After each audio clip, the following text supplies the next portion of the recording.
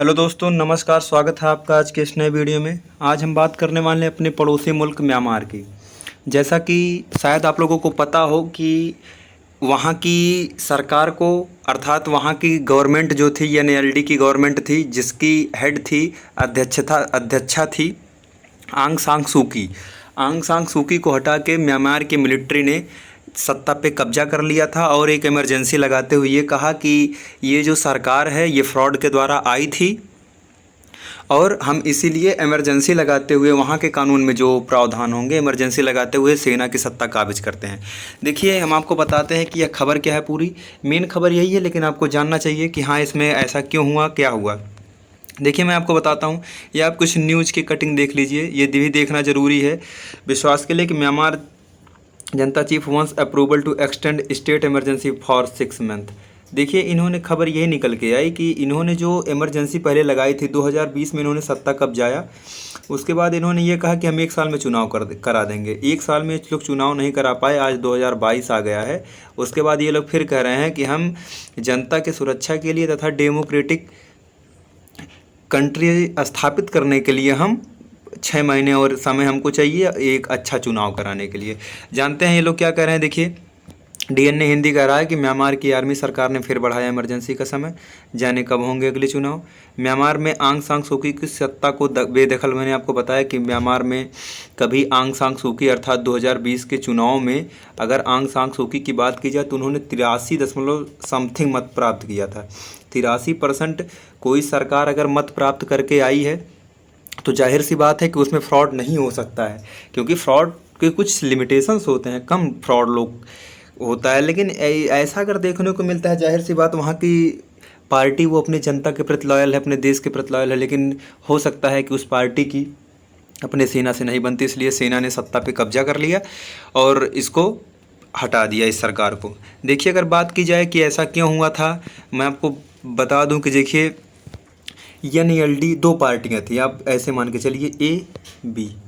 इन 2 पार्टियों में एक ये जो पार्टी है एनएलडी, ये आंग सांग सूकी वाली पार्टी है, और ये जो दूसरी पार्टी थी बी, ये म्यांमार की सेना समर्थित पार्टी थी कि इस पार्टी को सेना समर्थन करती थी, सेना फंड करती थी कि हाँ, इस प्रकार इस भांत चुनाव लड़िए, आप लोग जीतिए।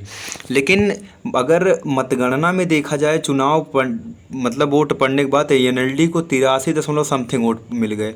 मतलब लगभग 90% वोट, लगभग 85% आप मान के चलिए, लगभग 85% वोट एनएलडी को मिल गए। एनएलडी का देखिए यहाँ पे फुल फॉर्म भी लिखा है, आप लोग जान लीजिएगा, national league of for democracy. और ये जो है, ये मिन ऑन्ग हलिंग, जो वहाँ के सेना के मेन हैं, चीफ हैं, सेना के चीफ मिन ऑन्ग हलिंग, आप लोग याद कर लीजिएगा, शायद आप लोगों को दिख रहा हो। यहाँ देखिए, मिन ऑन्ग हलिंग, ये सेना के वहाँ के चीफ हैं। इन्होंने बी पार्टी को समर्थित किया था, और जब बी पार्टी सत्ता पे वास्तविक रूप से डेमोक्रेटिक कंट्री के एक प्रावधान के अनुसार सत्ता पर काबिज नहीं हो पाए, तो इन्होंने आरोप क्या लगाया कि जो ए पार्टी थी आंग सांग सूकी वाली, तो इन्होंने ये कहा कि ये आंग सांग सूकी वाली जो पार्टी आई है, इन्होंने फ्रॉड किया है। आप समझ सकते हैं कि मतलब ऑटो में फ्रॉड किया, इसीलिए इनकी सत्ता काबिज हुई। और इन्होंने इसका फ्रॉड का हवाला देते हुए, वहाँ का जो न्यायालय है वह भी सेना को समर्थन करता है, तो उस न्यायालय ने इस पार्टी की जो ये लोग जीते थे उसको रद्द कर दिया। और रद्द करने के साथ साथ यही रद्द तक नहीं किया, आंग सांग सूकी की पार्टी को सभी को जेल में बंद कर दिया।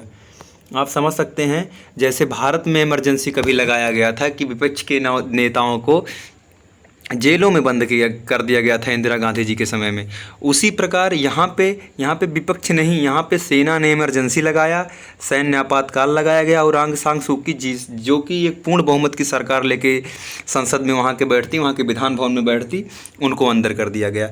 उसके बाद से यही मिन ऑन्ग हिलांग यही सरकार चला रहे हैं। इन्होंने हाल ही में अर्थात 1 अगस्त के दिन कल भाषण दिया। इन्होंने कहा कि हमें 6 महीने का और समय चाहिए एक सही सरकार और एक बहुदलीय लोकतंत्र स्थापित करने में, जिसमें एक ऐसा लोकतंत्र जिसमें बहुत सारे दल हों, वो बहुत सारे दल जनता के बीच जाएं, अपनी बातों को रखें, तथा वहाँ से बिना किसी फ्रॉड के, बिना किसी बिचौलिए के ये लोग जनता के द्वारा चुन के आए, एक चुनी हुई सरकार हो, उसके बाद वो सरकार संसद में बैठे वहाँ की शासन सत्ता को संभाले। तो यही खबर थी। आप लोग देखिए, मैं पीडीएफ ले आया हूँ, आपको पढ़ना चाहिए कि संयुक्त राष्ट्र के विशेषज्ञों ने म्यांमार में हिंसा की में बढ़ोतरी को गृह युद्ध माना। हालांकि हिंसा में बढ़ोतरी तो हो ही जाती है जब किसी डेमोक्रेटिक सरकार को आप हटा के वहाँ की सेना सत्ता पे काबिज होगी, तो जाहिर बात है कि वहाँ की जो लोग हैं, वहाँ के जो शिक्षित लोग हैं, वो विरोध करेंगे। तो देखिए, सत्तारूढ़ स्टेट एडमिनिस्ट्रेशन काउंसिल, देखिए ये हो गया राज्य प्रशासनिक काउंसिल। तो जाहिर सी बात है, जब सत्ता में सेना आ जाती है तो उसे ऐसा आमतौर पे कहा जाता है कि इसे स्टेट एडमिनिस्ट्रेशन काउंसिल की सरकार कहा जाता है। अगर इसके प्रमुख जनरल की बात किया जाए तो मैंने आपको बताया, मीनांग हलिंग ने सोमवार को प्रसारित एक भाषण में कहा कि पिछले साल सत्ता पर काबिज होने के बाद घोषित आपातकाल की स्थिति बढ़ा दी गई है।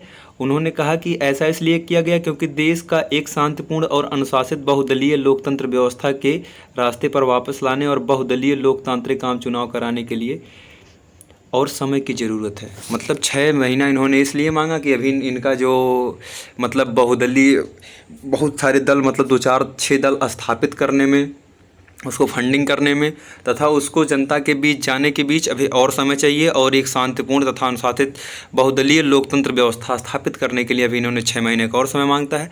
देखते हैं, अगर आपके इसके बारे में कोई और खबर आती है तो हम आपको अपडेट ज़रूर करेंगे। अगर आपको ये खबर समझ में आई हो तो अपने दोस्तों के साथ बिल्कुल शेयर करें। बहुत बहुत धन्यवाद, बहुत बहुत आभार आपका। जय हिंद।